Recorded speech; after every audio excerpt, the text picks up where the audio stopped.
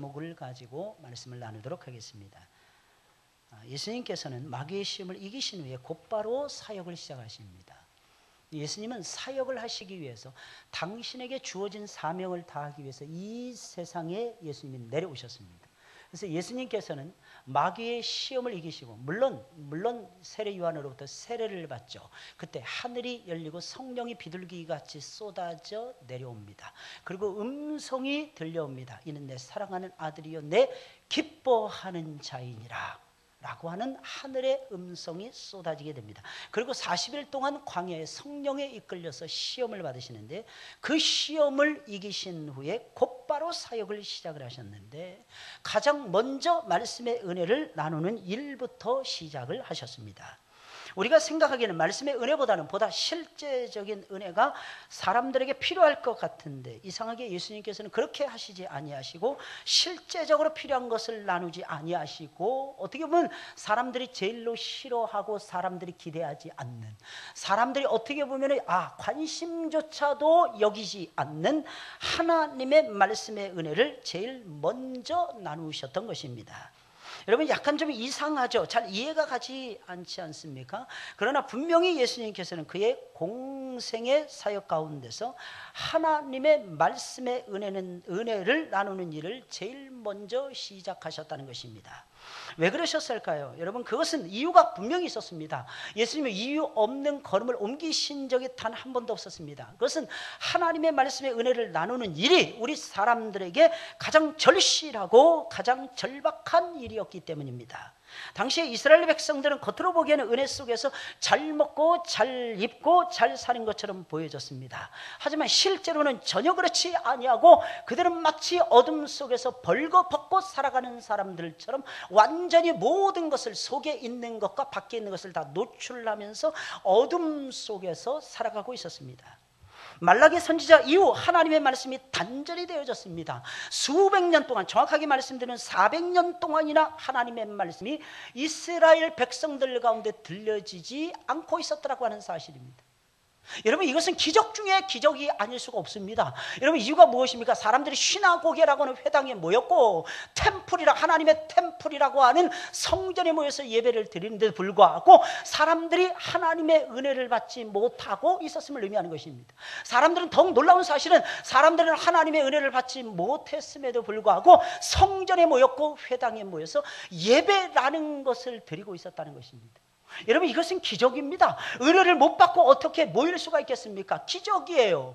여러분 이런 기적이 오늘날의 한국 사회 속에서 지금도 버젓이 일어나고 있다고 하는 사실에 저와 여러분들은 충격을 받아야만 될 것입니다. 예배를 드리는데 기계론적으로 예배를 드립니다. 예배를 드리는데 시스템적으로 예배를 드립니다. 예배를 드리는데 마치 무슨 프로그램에 참여하듯이 예배를 드리고 있다고 하는 사실입니다. 사랑하는 여러분들, 예배는 프로그램이 아닌 것입니다. 예배는 하나님을 만나는 고귀한 시간이라는 사실을 우리는 기억을 해야 될 것입니다.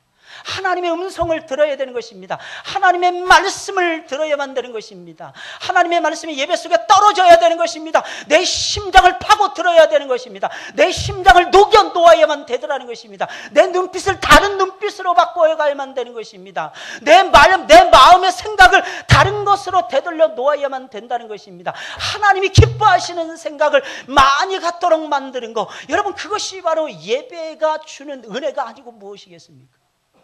하나님 우리에게 최고의 선물을 주셨습니다. 그 최고의 선물이 뭘까요? 예배인 것입니다. 예배는 하나님과 동행하는 시간이에요. 하나님을 만나는 시간입니다. 하나님을 쳐다보는 시간입니다. 하나님이 임재하는 시간입니다. 하나님이 나와 함께 하시는 시간입니다. 하나님이 나에게 능력을 부어주시는 시간입니다. 하나님이 나에게 지혜를 부어주시는 시간입니다. 하나님이 나에게 인도자가 되어주시는 시간인 것입니다. 그 시간이 예배 시간인 거예요. 근데 무려 400년 동안 1년이 아니었어요. 10년이 아니었습니다. 100년도 아니었습니다. 무려 400년 동안 하나님의 말씀이 멈춰지고 있는데도 이스라엘 백성들은 감각 없는 자들이 되어서 썩어 빠진 우상 앞에 마치 절을 하듯이 하나님 앞에 나와서 고개를 숙이고 있었고 하나님 앞에 입을 벌려 찬양을 하고 있었고 하나님의 말씀을 듣는다고 하고 있었다고 하는 사실입니다. 놀라운 사실은 이스라엘 백성들은 어둠 속에서 근근히 그렇게 예배를 드리면서 목숨을 유지하며 참으로 어렵고 힘든 생을 살아가고 있었다는 것입니다. 여러분, 인생이라는 게 하나님 만나면 최고의 즐거움이 있어요. 의롭다 하심을 얻습니다. 그러면 그 다음에 우리에게 평강이 밀려옵니다. 그 다음에 밀려오는 것이 무엇이겠습니까? 두말할 필요 없이 기뻐하고 즐거워하는 것입니다. 이상 기뻐지는 것입니다. 여러분, 하나님 만나면 뭐예요? 뭐 이유도 없습니다. 그냥 실실 웃게 되더라는 것입니다. 이유가 무엇입니까? 좋아서. 뭐가 좋습니까? 하나님을 만나서 좋더라는 것입니다. 여러분, 이 시간에 우리가 하나님 앞에 나왔습니다. 좋죠, 여러분들? 무엇이 좋습니까? 하나님 앞에 나온 것이 좋았다고 하는 사실입니다. 근데 이스라엘 백성은 의로움 없었어요. 여러분, 평강이 없었습니다. 그들의 마음속에는 기쁨과 즐거움조차도 없었다는 것입니다. 일어나는 것이 뭘까요? 일어나는 것이 짜증만 계속해서 일어나더래요. 짜증만. 은혜를 못 받잖아요. 은혜하고 멀어지잖아요. 그럼 나타나는 양상이 있습니다. 그건 뭐냐면 자꾸 입술이 찌그러든다는 거예요. 입술이 이렇게 올라오더라고요. 입술이 이렇게 올라와요. 입술이. 왜냐하면 짜증이 나니까 뚱해져가지고 자꾸 뚱해가지고 입이, 아니면 입이, 미안합니다, 어떤 사람은 구강학적으로 입이 앞으로 돌출이 되는 거예요. 갈수록 앞으로 막 돌출이 되는 거예요. 그러니까 어렸을 때 잘못을 하잖아요. 그 부모가 야단을 치면 애들이 뚱하고 있는 거예요. 그 엄마가 어떻게 주둥아리 이러면서 탁 때리잖아요. 집에 집어넣어야 된다 그래요. 집어넣어야 된다. 그렇게 되지 말고 우리가 은혜 속에 잠겨서 오늘 이 시간에도 하나님을 만나고 돌아가시는 여러분들이 되시기 예수님의 이름으로 축원을 드립니다. 그분은 능력이 있으세요. 그분은 지혜가 있으십니다. 그분은 기쁨이 만끽하신, 기쁨이 충만하신 분이십니다. 근데 예수님을 만나게 되면 어떻게 해요? 막 기뻐지는 거예요. 막 기쁨이 막 파도처럼 막 밀려오는 것입니다. 어떻게 할 수가 없어요. 주체하지 못할 정도로 신령한 기쁨, 신령한 은혜가 우리의 영혼을 엄습하는 것을 저와 여러분들이 느끼지 않을 수가 없다는 것입니다. 그러니 그런 사람들에게 여러분 생각을 해보세요. 어둠 속에서 400년 이상 하나님의 말씀의 은혜를 못 받고 있었다는 것입니다. 그런 사람들에게 가장 필요한 것이 무엇이겠습니까? 당연히 하나님의 말씀인 거죠. 당연히 하나님의 말씀인 거죠. 그래서 우리 주님은 조금도 망설이지 아니하신 거예요. 말씀의 은혜를 막 쏟아놓고 있었다는 것입니다. 제일 먼저 하나님의 말씀을 들려줄 수밖에 없었다는 것입니다. 이유가 무엇입니까? 그들에게 가장 필요한 것이 예수 그리스도께서는 무엇인지를 알고 계셨다는 사실입니다. 여러분, 어떤 사람이 어려움을 만났습니다. 그 사람에게 제일 필요한 것이 무엇입니까? 돈입니까? 어떤 사람이 어려움을 만나서 외로워하고 있습니다. 그 사람에게 가장 필요한 것이 무엇이라고 생각하십니까? 여자입니까? 남자입니까? 여러분, 친구입니까? 이웃입니까? 아니면 의리입니까? 여러분, 아니면 사랑하는 마음일까요? 여러분, 그렇지 않더라는 것입니다. 그 사람에게 제일로 필요한 것은 하나님의 살아있는 말씀이라고 하는 사실입니다. 말씀을 들어야 살아나거든요. 말씀을 들어야 믿음이 생기잖아요. 말씀을 들어야 사랑이 하는 마음이 생기잖아요. 말씀을 들어야 소망이라는 두 글자가 우리의 영혼 깊숙한 곳에 박혀질 것이 아니겠습니까? 어떤 때는 잘 이해가 안 가요. 그런데 말씀을 듣는 게 좋아져야 되는 것입니다. 어떤 때는 이해가 가는데도 말씀 듣는 것이 싫어요. 그래서 사람들이 얘기하는 것입니다. 무슨 얘기하는 거예요? 누가 뭐라고 어드바이스 조금만 충고만 하더라도 뭐라고 해요? 설교하지 마. 설교하지 마. 이게 무슨 말이겠어요? 설교 듣는 것이 징글징글하게 싫더라는 것입니다. 그래서 하나님 믿는 백성들은 나는 말씀이 좋아요. 10분이 지나가는데 왜 졸아? 10분도 못 참아. 그러면서 말씀이 좋대. 따라서 하겠습니다. 순뻥. 완전히 순뻥이에요. 뻥입니다. 진짜 말씀이 좋잖아요. 송이꿀처럼 답니다. 아침에도 예배드리고 저녁에도 예배드리고 점심에도 예배드리고 예배만 드렸다 하면 눈물이 쏟아지는 거예요. 말씀을 읽었다 하면 감동이 밀려오는 것입니다. 예수님이 이들에게 제일 필요한 거, 어려움을 당한 사람에게 가장 필요한 거, 육신의 공고함을 당한 사람에게 제일로 필요한 거, 물질에 충만하지 못하고 늘 결핍한 상태에서 공고함을 당한 자에게 제일 필요한 거, 하나님의 살아있는 말씀이라는 사실입니다.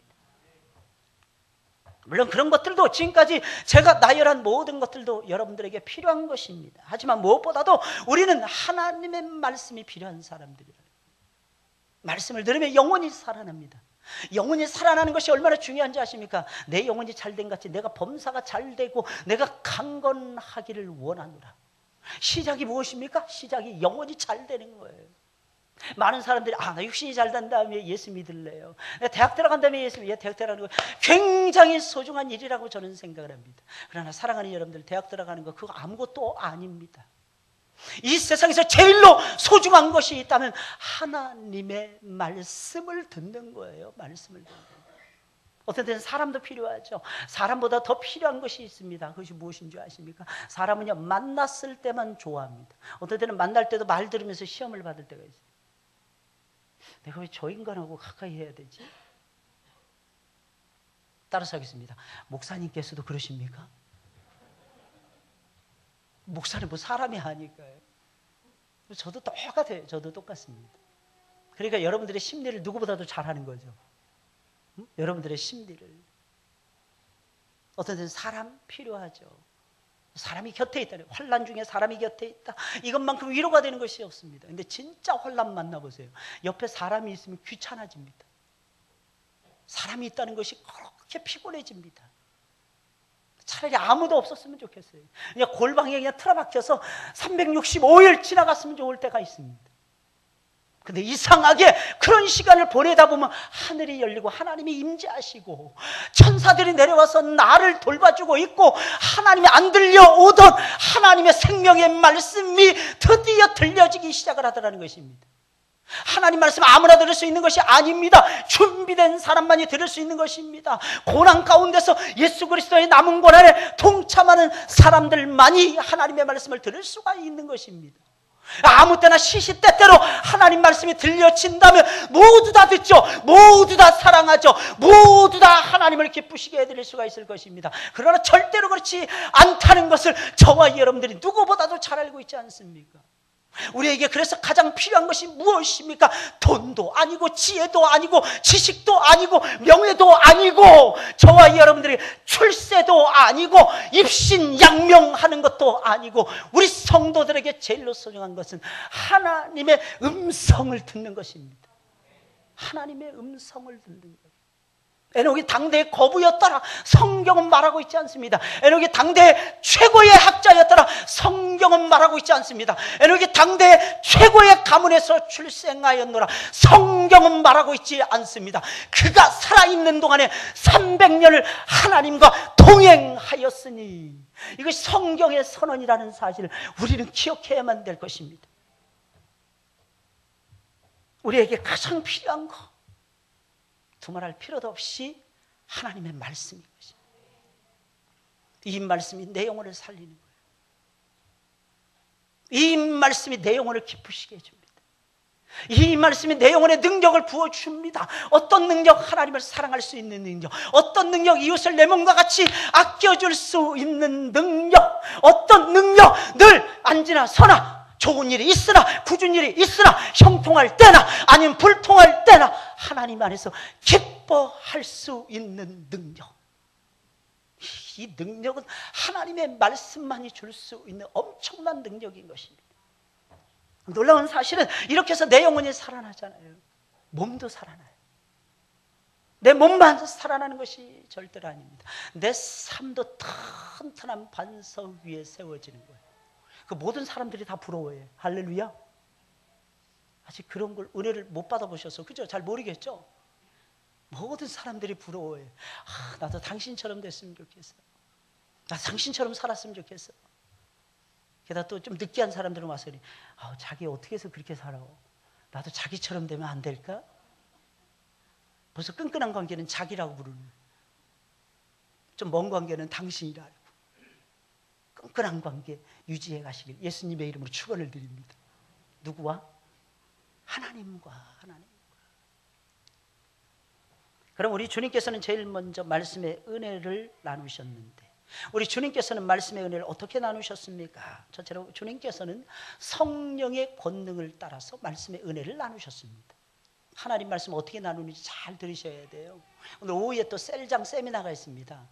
셀 예배를 어떻게 드려야 될 것인가, 셀 예배는 어떤 모습으로 드려야 될 것인가 하는 부분에 대해서 구체적인 지침을 오늘 오후에 드릴 것입니다. 여러분, 하나님 말씀을 나누는 사람들은 성령에 붙들려셔야 됩니다. 여러분, 초대교회가 위대했습니다. 왜 위대했습니까? 초대교회 특징이 있어요. 가장 위대한 특징이 있었습니다. 성령에 사로잡힌 공동체다. 여러분, 성령에 붙들림 받으시길 예수님의 이름으로 축원을 드립니다. 보면 14절 15절에 있는 말씀이에요. 예수께서 성령의 권능으로 갈릴리에 돌아가시니 그 소문이 사방에 퍼졌고 친히 그 여러 회당에서 가르치심에 뭇사람에게 칭송을 받으시더라 라고 말씀하고 있습니다. 하나님의 말씀은요 항상 운동력이 있죠. 왜 그런지 아십니까? 하나님 말씀, 뼈와 관절과 골수를 찔러 쪼개기까지 할 수 있는 말씀이 하나님 말씀입니다. 이게 무슨 말씀이겠습니까? 영혼을 변화시키고 육신을 새롭게 할 수 있는 것이 하나님의 말씀이라는 것입니다. 이유가 무엇입니까? 사람이 기록한 하나님의 말씀이지만 성령의 역사를 따라, 성령의 권능을 따라, 성령의 인도하심을 따라 기록된 생명의 말씀이 하나님의 말씀이기 때문인 것입니다. 여러분, 성경의 원저자는 사람이 아니라 성령님이신 것입니다. 그래서 성경은 모든 성경이 하나님의 감동으로 되어졌다 이렇게 말을 하고 있어요. 하나님의 감동이라는 건 성령의 감동하심을 얘기하는 것입니다. 그러니 성경 말씀을 나눌 때도 감동, 성령의 감동함으로 기록되어졌기에 나눌 때도 역시 성령의 지침을 받고 성령의 지혜를 받고 성령의 계획을 받고 성령의 능력을 따라서 말씀을 나누셔야만 되더라는 것입니다. 할렐루야, 할렐루야. 우리는 꼭 알아야 됩니다. 성령이, 목사님, 장로교 목사님 왜 그렇게 오늘따라 성령을 강조하십니까? 장로교 목사니까 강조하는 거예요. 장로교 목사니까. 다른 교단에서는 성령 입에 달고 다니더라는 것입니다. 근데 우리 장로교단에서는 이상하게 말씀은 달고 다니는데 성령은 달고 다니지 않는다는 것입니다. 그러나 사랑하는 여러분들 놀라지 마시길 바랍니다.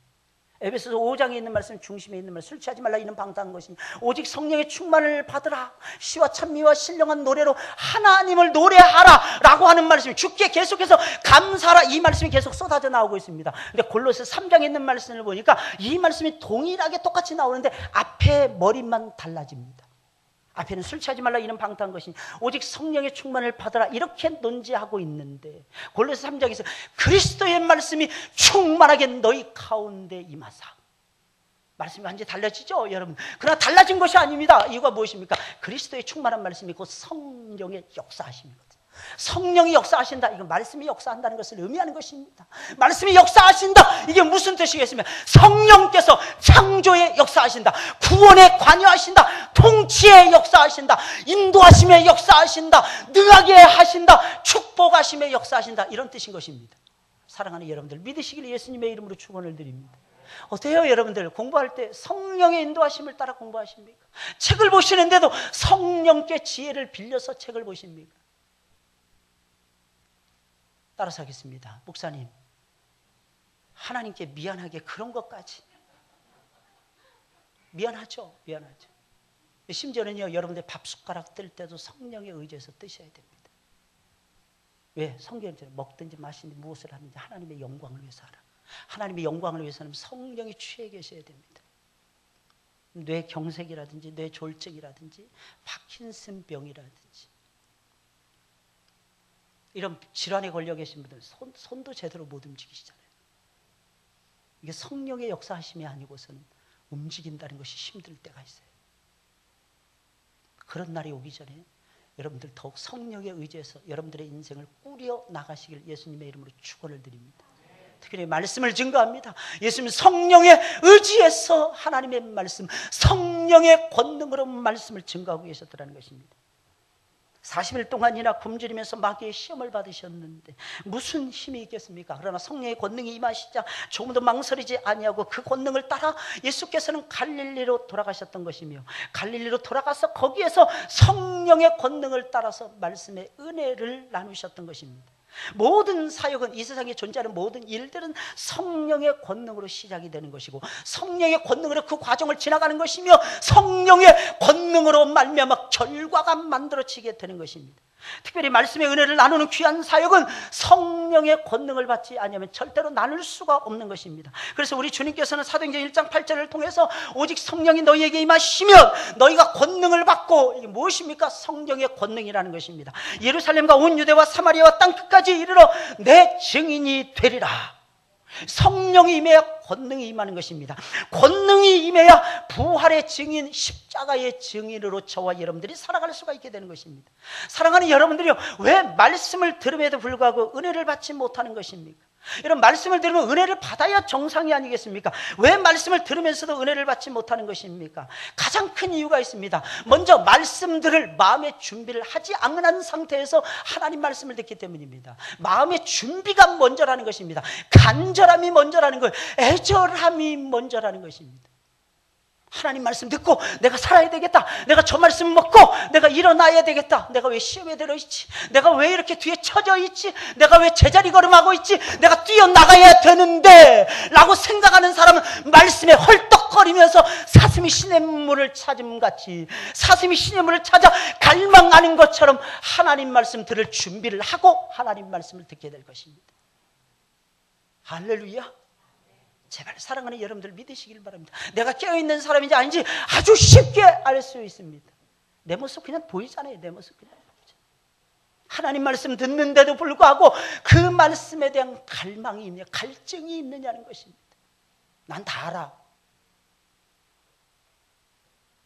나는 어렸을 때부터 신앙생활을 했기 때문에 우리 목사님 무슨 말씀하는지 내가 다 알아. 여러분, 사기꾼도 사기를 칠 때 90%는 진리를 얘기 안 됩니다. 다 아는 거 얘기 안 됩니다. 10% 딴 거 얘기하는 거예요. 목사도 그럴 수 있어요. 90%는 아는 것을 얘기할 수 있습니다. 여러분들이 아는 것. 10% 다른 걸 얘기할 수도 있어요. 그리고 또 다른 진리 교육은 반복 교육입니다. 끝없이 반복되는 거예요. 근데 이상하게 들을 때마다 성령의 사람들은 새로운 것처럼 받아들입니다. 새로운 것처럼 받아들이게 돼요. 두 번째로, 말씀을 듣는데 왜 은혜를 받지 못하는 것입니까? 그 말씀을 하나님의 말씀으로 듣지 않아서. 하나님 말씀 들을 때 하나님 말씀을 들어야 되는데 사람의 말로 듣는 거예요. 하나님 말씀은 사람의 뜻으로 된 것이 아닌데 하나님 말씀을 들으면서 사람의 생각을 가지고 듣는다는 거예요. 그러나 또 하나 중대한 이유가 있습니다. 여러분, 그것이 무엇입니까? 그것은 하나님의 말씀을 전하는 사람이, 하나님의 사자인 목사님들이 성령의 권능에 사로잡히지 않은 상태에서 말씀을 증거하기 때문입니다. 말씀을 증거하는 자가 어떠하느냐에 따라서 달라지는 게 하나님 말씀이거든요. 가르치는 사람이 성령의 권능에 붙들려야 그 말씀이 하나님의 말씀으로 들려질 것이 아니겠습니까? 그래서 말씀을 나눌 때는 반드시 성령의 권능을 받은 후에 나누어야 되는 것입니다. 성령의 권능에 사로잡혀서 성령과 함께 호흡하며 하나님의 말씀을 증거해야만이 그 말씀이 은혜로운 말씀이 된다는 것입니다. 둘째로, 우리 주님께서는 어떻게 하나님의 말씀의 은혜를 나누셨는데 어떻게 나누셨습니까?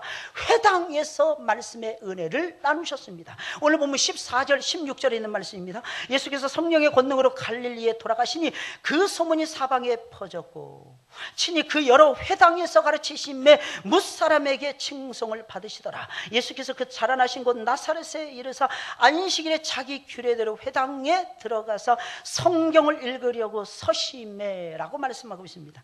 예수님께서는 성령의 권능을 따라 갈릴리 여러 마을에 있는 회당으로 들어가셔서 말씀을 나누셨습니다. 특별히 우리 주님께서는 자신과 가장 가까운 사람들이 살고 있었던 나사렛이라고 하는 촌동네로 들어가서 그곳에 있는 회당에서 하나님의 말씀의 은혜를 나누셨습니다. 당시 가장 사랑하는 사람들이 갈릴리 지방에서 살고 있었으며 당신과 가장 가까운 사람들이 나사렛 동네에서 살고 있었기에 예수님께서는 잊지 아니하고 그것을 제일 먼저 방문하여 가장 소중한 하나님의 말씀을 가장 소중하게 자신이 여기는 사람들과 더불어서 예수 그리스도께서는 나누셨다는 것입니다. 여러분, 나사렛은 예수님이 태어나신 고향은 아니었습니다. 하지만 그곳에서 예수님께서 어린 시절을 다 보내셨어요. 젊은 시절을 다 보내셨습니다. 그래서 나사렛은 예수님에게 있어서는 고향과 같은 그런 장소였습니다. 나사렛에는 주님의 가족들을 비롯해 친척들, 이웃들이 다 같이 모여 살고 있었습니다. 예수님이 사랑하는 사람들이 그곳에 살고 있었다는 것입니다. 그래서 주님은 그곳에서 하나님의 말씀을 제일 먼저 나누기를 기뻐하셨던 것이며 그곳 사람들이 모여 있었던 다른 장소가 아닌 회당에서 말씀의 은혜를 나누셨던 것입니다. 여러분, 하나님의 말씀의 은혜를 나눌 때 어떻게 나누어야 됩니까? 어디에서 나누어야만 되는 것입니까? 성령의 권능을 따라서 우리는 어느 곳에든지 가서 말씀의 은혜를 나누셔야 될 것입니다. 그러나 오늘 성경 말씀이니까 특별히 회당에서 말씀을 나누라는 것입니다. 하나님은 왜 그랬느냐? 회당에는 하나님을 사랑하는 사람들이 모여 있었기 때문입니다. 사랑하는 여러분들, 믿으시길 예수님의 이름으로 축원을 드립니다. 우리가 교회에서 말씀을 나누죠, 그죠? 우리 셀장님들이 중심이 되어서 말씀을 나눕니다. 1부부터 시작해서 4부 예배까지, 그리고 저녁 제자 훈련까지 계속해서 말씀을 나눕니다. 어디에서 나누냐? 교회에서 나누는 것입니다. 회당은 바로 유대인들이 모여 있었던, 하나님을 섬기고 말씀을 강론하던 예배당이라고 볼 수가 있는 것입니다. 하나님을 사랑하는 사람들이 말씀을 가장 잘 듣잖아요. 여러분, 그 사람들에게 하나님의 말씀을 증거하시길 예수님의 이름으로 축원을 드립니다. 그러니 당연히 우리는 교회에 와서 말씀을 나누어야만 되는 것입니다. 그래서 하나님의 사람들은 가만 보면 교회 속에서 말씀을 나누는 것을 좋아했음을 우리가 발견해 볼 수가 있다고 하는 사실입니다. 예수님 갈릴리 가셨어요. 예수님 나사렛 동네에 가셨습니다. 예수님 유대로 올라갈 수도 있었습니다. 예수님 그곳을 안 가셨어요. 이유가 무엇입니까? 그곳에는, 갈릴리에는, 나사렛, 예수님이 사랑하는 사람들이 모여 살고 있었기 때문입니다. 더 놀라운 사실은 그들은 하나님을 갈망하며 하나님을 찾으며 하나님을 사랑하는 사람들이었다는 것입니다. 바로 그런 사람들이 모여 있는 회당에서 깊숙한 하나님의 말씀, 고상한 하나님의 말씀, 고결한 하나님의 말씀, 우리를 거룩하게 만드는 거룩한 하나님의 말씀, 이 말씀을 나누셔야만 될 것입니다. 교회 오셔서 교제를 나눌 때도 마찬가지입니다. 이상한 세상적인 어떤 음담, 패설 이런 걸 늘어놓지 마시고 모여서 기관별로, 셀별로 모였을 때도 모여서 덕스러운 말들 많이 하시고, 가장 중요한 거 은혜로운 말씀 많이 나누시고. 근데 또 그렇다고 해서 셀장님이 앉아 계시는데 내가 오늘 은혜 받았으니까 내가, 그렇게 하지는 마시고, 그건 질서를 깨뜨리는 것입니다. 셀장님에게 다 말씀 전하달라고. 끝나고 나서 나는 사실은 이런 부분에서 이번 주에 은혜를 받았습니다. 지난주에 목사님 이런 말씀하셨는데 나는 그게 들을 때는 사실이 아닌 줄 알았습니다. 근데 들어보니까 진짜 맞네요. 시험을 받는 이유가 나를 성장시키기 위함이라는 걸 내가 이번 주에 체득을 했습니다. 지난주에 들은 말씀이잖아요. 새롭죠, 그죠? 생소하죠? 갑자기 어디 삼천포로 빠지는 것 같죠? 이어지는 말씀이에요. 이어지는 말씀입니다. 네, 여러분들 기억 안 해주시니까 참 고마워요. 어떤 때는 그렇게 고마울 수가 없습니다. 제가 아는 장로님은요, 단 한 번도 예배를 안 빠지십니다. 지금 그 교회가 설립된 지 35년이 됐는데 35년 동안 모든 예배 단 한 번도 안 빠지셨어요. 은퇴하셨어요, 그 장로님. 근데 거기엔 설교, 본문, 찬송 다 기록되어 있습니다. 내용까지. 이분 육군 상사 출신인데 이 적는데, 노트 필기하는 데는 달인. 서기장이요, 서기장. 다 들었대. 그 목사님이 설교하시다가 장로님 가끔가다 이거 내가 설교한 겁니까? 물어보시는 거예요, 좀. 근데 목사님이 너무 긴장하신 것 같아요. 제가 봤을 때는. 적었다고 해서 다 기억합니까? 할렐루야. 적어도 다 기억 못해. 이게 살아있는 거야. 이게 살아있는 거야. 자꾸 잊어버려야 돼. 왜? 새로운 거 자꾸 체득해야 되잖아. 새로운 거 끌어당겨야 되잖아요. 그러니까 지나간 거 자꾸 잊어버려. 근데 목사님은 그분이 적는다는 것 때문에 노이로제 걸려 계시는 거야. 내가 그 목사님께 팁을 안 드렸습니다. 왜? 좀 더 긴장하시라고.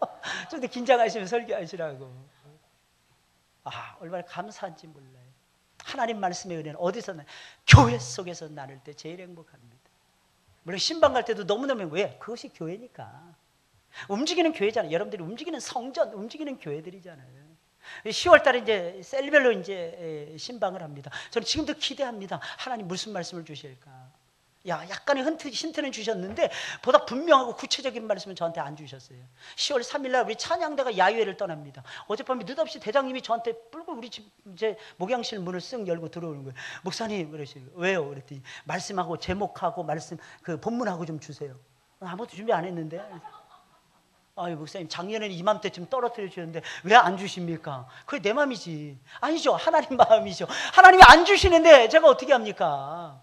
총에다 뭐다. 요즘 정신이 없었어요. 9월달이 어떻게 지나가는지 모르겠어요. 그냥 휙휙휙휙 지나갑니다. 막 생각 없이 막 지나가는 것 같아요. 어떤 때는. 근데 기도하면서 지나가니까 얼마나 감사한지 모르겠어요.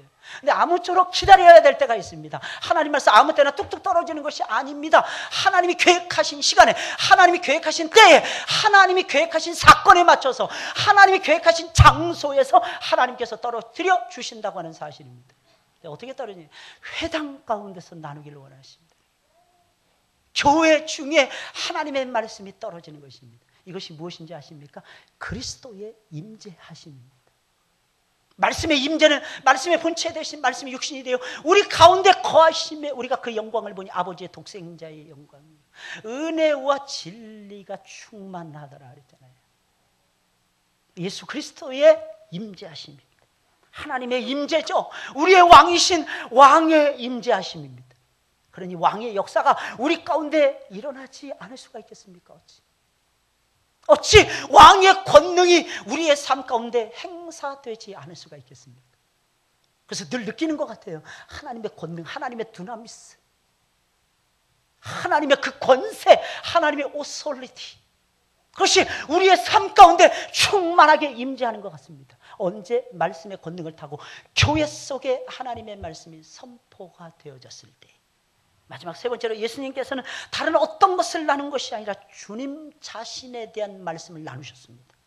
그것도 집중적으로 나누셨습니다. 오늘 보면 16절 22절입니다. 예수께서 그 자라나신 곳 나사렛에 이르사 안식일에 자기 규례대로 회당에 들어가서 성경을 읽으려고 서심해 선지자 이사야의 글을 들이거늘 책을 펴서 이렇게 기록된 데를 찾으시니 곧 주의 성령이 내게 임하셨으니 이는 가난한 자에게 복음을 전하게 하시려고 내게 기름을 부으시고 나를 보내서 포로된 자에게 자유를, 눈먼 자에게 다시 보게 함을 전파하며 눌린 자를 자유케 하고 주의 은혜의 해를 전파하게 하려 하심이라 하였더라. 책을 덮어 그 맡은 자에게 주시고 앉으시니 회당에 있는 자들이 다 주목하여 보더라. 이에 예수께서 저희에게 말씀하시되 이 글이 오늘날 너희 귀에 응하였느니라 하시니 저희가 다 그를 증거하고 그 입으로 나오는 바 은혜로운 말을 기이 여겨 가로되 이 사람이 요셉의 아들이 아니냐. 아멘. 이렇게 말씀하고 있습니다. 예수님께서 성경을 읽으시기 위해서 회당 가운데 딱 서시는 거예요. 회당에 가면요 가장 권위 있는 사람이 앞에 나와서 성경을 읽어주고 성경을 강론하는 규례가 있었습니다. 이건 매 안식일 때마다 아니면 그런 사람, 유력한 사람이 방문을 하지 않으면 그 회당에 회당장이 앞에 서서 말씀을 증거하고 하나님의 말씀을 선포를 하게 됩니다. 예수님께서 글을 읽으세요. 그런데 누군가가 이사야의 글을 예수님께 드렸습니다. 그때 예수님은 이사야의 글을 펴서 자신에 관하여 기록된 말씀을 찾아서 읽으셨습니다. 참으로 신기하지 않습니까?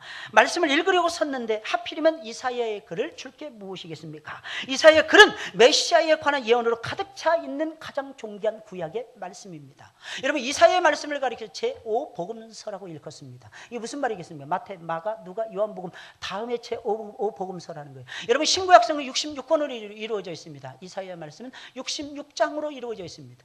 여러분 신구약성 39권 27권에 이루어져 있습니다. 전반부가 37장까지 이루어졌고 이스라엘의 멸망과 동시에 메시아가 오실 것이다 라는 예언의 말씀이 전반부에 있는 대체적인 흐름입니다. 그리고 40장부터 66장까지의 말씀이 이스라엘의 미래에 대한 말씀이고 예수 그리스도가 오셔서 성령의 기름을 받고 하나님의 백성들에게 말씀을 선포하셔서 새로운 세상을 열어간다 하는 내용이 이사야의 후반부의 말씀입니다. 마치 신약의 말씀하고 똑같죠? 그죠? 젓가락이 똑같죠? 그죠? 너무너무 똑같습니다. 그래서 이사야서의 말씀을 뭐라고 얘기를 하느냐? 제5복음서라고 말을 하는 것입니다. 사랑하는 여러분들 잘 이해 못하시겠죠? 제5복음서 아무리 읽어봐도. 근데 그 속에서 여호와의 종 하면은 동그라미 치시면서 읽어보세요. 그 여호와의 종이 예수 그리스도이십니다. 어떤 때는 무슨 내용인지 모를 때는요 핵심 반복되는 단어 계속 동그라미 치면 됩니다. 그럼 동그라미 치는 그 사람이 핵심이에요. 그 사람이 주인입니다. 그 사람을 통해서 주제가 나오는 거예요. 잘 읽어보세요. 재밌습니다. 이사야의 말. 언젠가 시간이 되면 이사야서의 말씀을 강론해 드리겠습니다. 너무너무 충만해요. 너무너무 재밌습니다. 그 자체가 충만 그 자체가 충만 그 자체.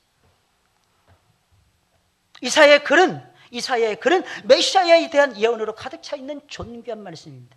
참으로 우연치고는 대단한 우연이 아니겠습니까? 이래서 우연이라는 것이 없는 것입니다. 주님은 그 자리에서 한 부분을 찾아서 읽었는데 하필이면 그 내용이 주님이 오셔서 성령의 권능을 받으시고 복음을 전하심으로 사람들이 죄에서 해방을 받고 노임을 받고 새로운 세상이 열린다라고 하는 내용이 될 것이 무엇이겠습니까?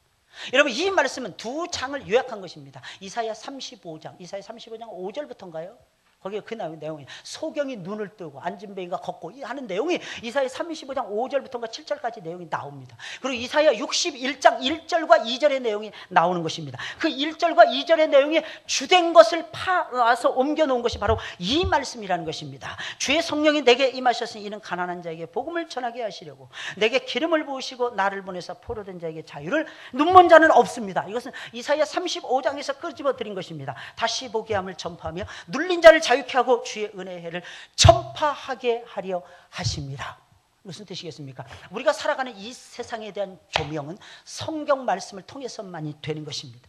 그리고 그 성경 말씀이 조명을 하시는데 누구를 통해서 조명이냐? 나사렛 예수 그리스도, 우리를 위해서 십자가에 달려 돌아가신 예수 그리스도, 그분을 통해서 하나님 말씀이 조명이 이루어지고 우리의 삶이 조명이 이루어지고 우리의 삶이 아구가 맞아지는 것이고 우리에게 증거되는 하나님 말씀이 관주처럼 깨어져서 마치 보석처럼 우리 저와 여러분들에게 걸어주시는 목걸이처럼 변화가 된다는 것입니다.